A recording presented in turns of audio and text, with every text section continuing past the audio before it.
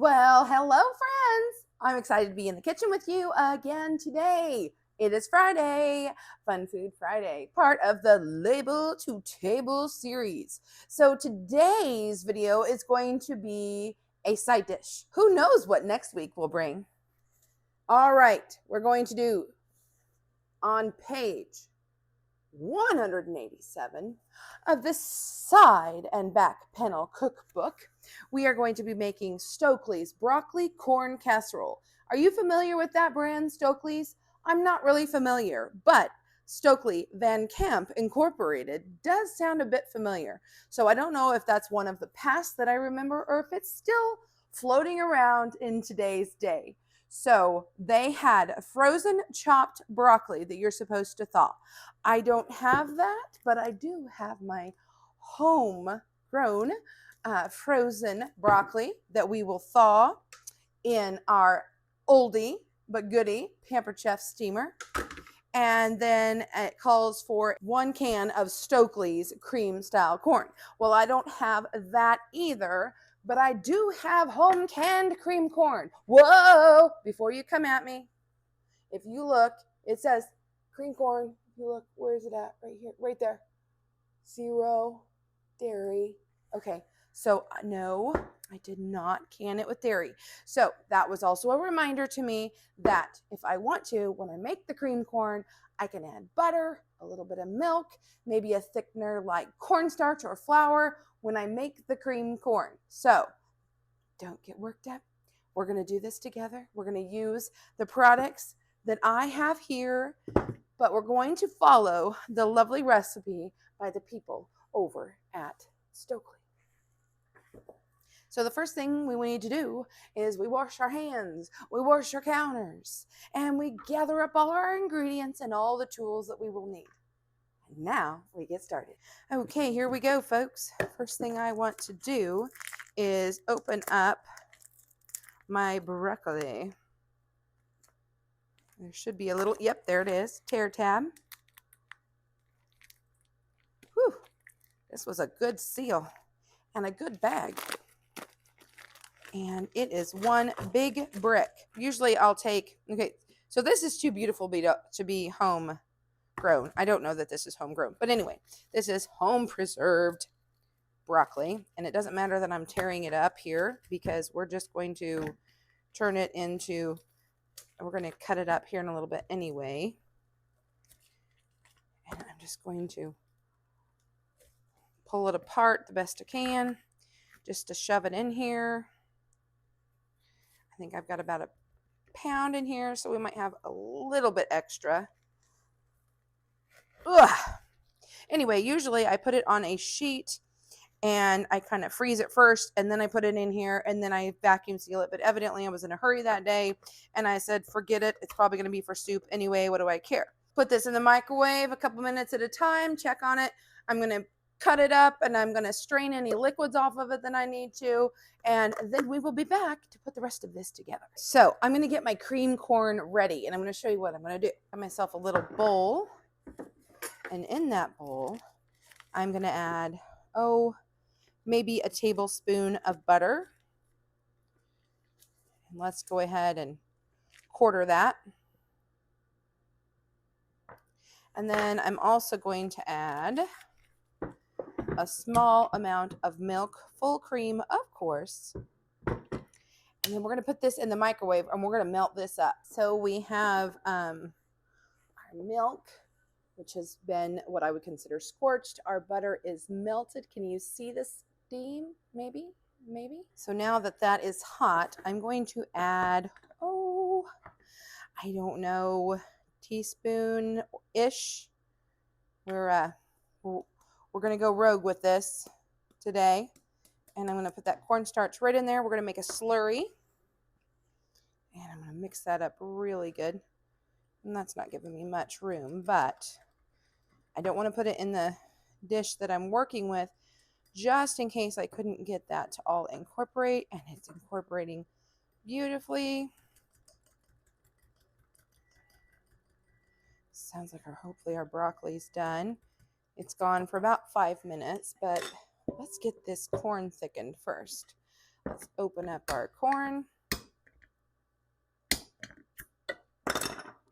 Now I can choose to keep the juice on or off, but because we made this slurry, I'm going to go drain any of this juice off. Now, normally if I was warming this up in the pot, I would have just left that juice in there and it would have been part of the thickener. But for today's recipe, I thought I should pull that off, because there's a lot of starch in there that would kind of help with that. But because we have this thickener, see, look at that. Nice and thick. Ooh, super thick. Lovely. I probably could have left that in there. But now we have our cream corn. Open it up and look at it. It is no longer frozen. And I'm going to strain off any juice. And I have to tell you, there really wasn't any. I could pull this out and get a knife, but I happen to have this pair of scissors that is like double bladed. It's made to chop salads with. Well, we're going to use it to chop our broccoli. Chopping broccoli, hi. If you know, you know. So I can just chop this as fine or not fine as I want.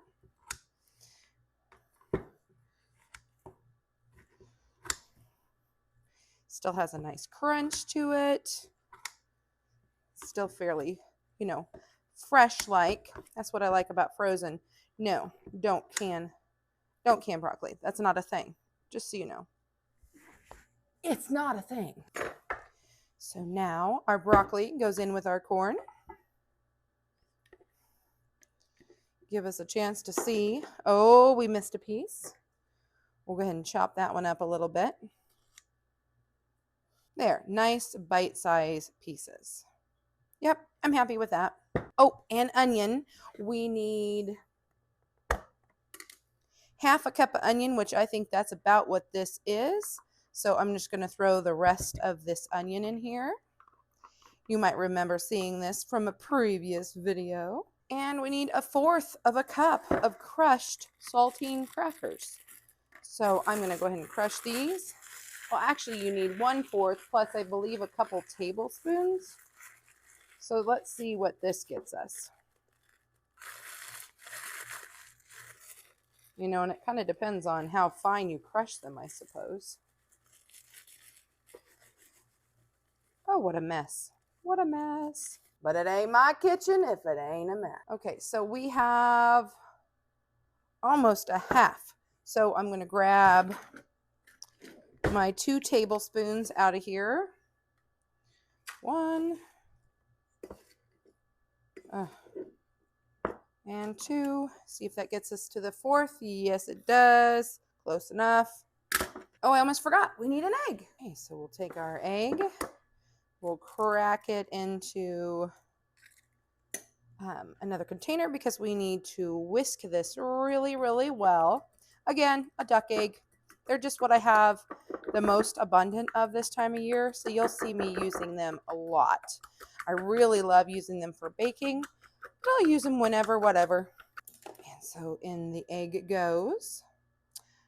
And we also need, at this point, 2 tablespoons of butter, which we are to melt, and I forgot to do that while I had the microwave going. So let's go ahead and put that in for about 30 seconds. And I'm going to save another tablespoon for later, and we'll put that off to the side. While that's melting, you put in salt and pepper. I'm just going to tell you to taste. The recipe actually says, let's see, 1/2 teaspoon of salt and 1/8 teaspoon of pepper. We are pepper people, especially my husband. So, just to taste. That's not hardly coming out. Here we go.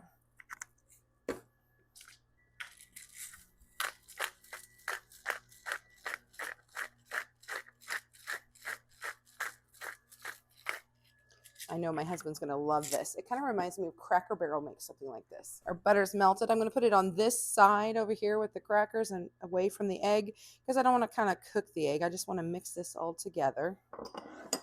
So let's do a quick mixy here.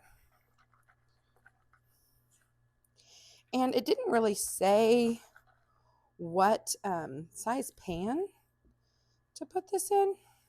So I have not quite a 9 by 13, but it probably very well could have been in an 8 by 8, to be truthful. Okay, yep, that's it for now.